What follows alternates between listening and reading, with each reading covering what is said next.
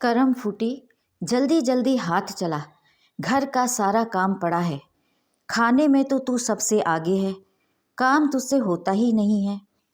Mummy, बुखार से मेरा सारा शरीर टूट रहा है, रोते हुए नव्या बोली।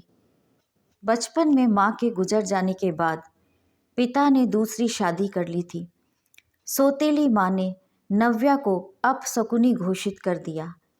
पिता भी घर की कलह से बचने के लिए नव्या पर हुए अत्याचार देखकर भी मौन रहे। दूसरी पत्नी की बेटी नाजों में पल रही थी। घर का एक हिस्सा किराए पर दे रखा था। उसमें कंपटीशन की तैयारी कर रहा था रोहित। नव्या के साथ घर में हो रहे बर्ताव पर वह दुखी हो जाता था।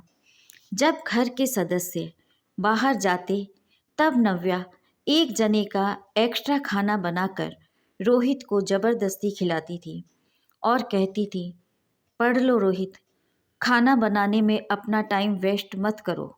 मौन प्यार था। समय बीता, रोहित रूम छोड़कर दूसरी जगह चला गया। नव्या फिर मनहूस बनकर अपेक्षित जिंदगी जी रही थी। डोर बेल बजती है। नव्या दरवाज़ा खोलती है। सामने पुलिस ऑफिसर की वर्दी में रोहित अपने मम्मी पापा के साथ था।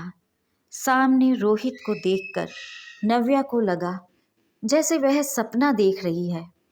रोहित के मम्मी पापा रोहित के लिए नव्या का हाथ मांगने आए थे। हमें ये रिश्ता मंजूर नहीं है, सौतेली माँ बोली।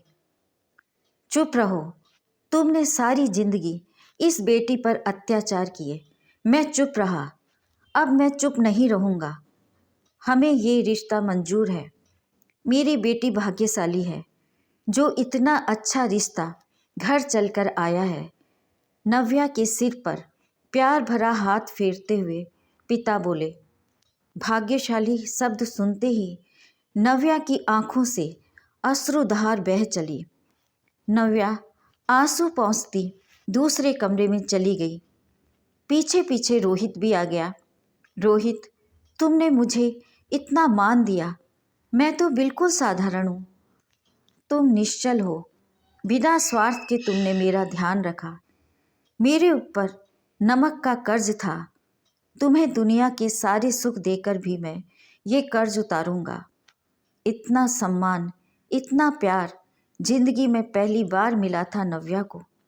हाँ रोहित, मैं मनहूस नहीं, मैं तो दुनिया की सबसे भाग्यशाली हूँ।